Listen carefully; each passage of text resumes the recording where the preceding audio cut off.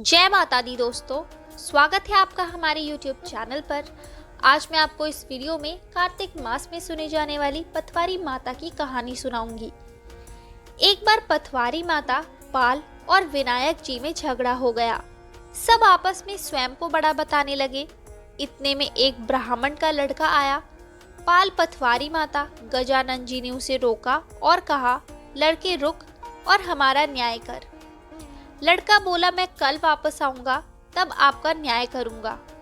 घर आकर लड़के ने माँ से कहा, माँ मुझे कल पटवारी माता, पाल और विनायक जी का न्याय चुकाना है। तो माँ ने कहा, बेटा तुम सबको बड़ा बता देना। दूसरे दिन लड़का वहां गया और बोला, पाल माता आप बड़ी हो, क्योंकि हर व्यक्ति आता है और स्नान ध्यान करके शुद्ध होकर जाता है और आप सबकी रक्षा करती है।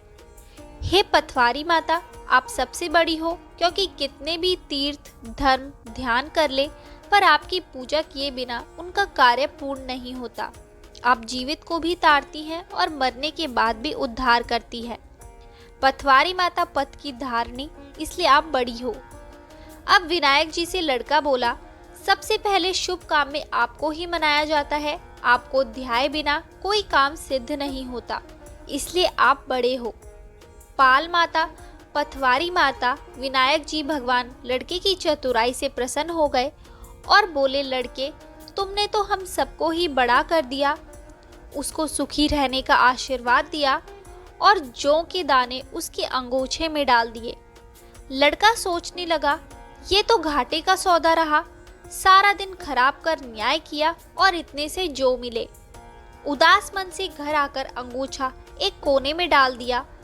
माँ ने अंगोछा उठाया तो उसमें से हीरे मोती बिखर गए।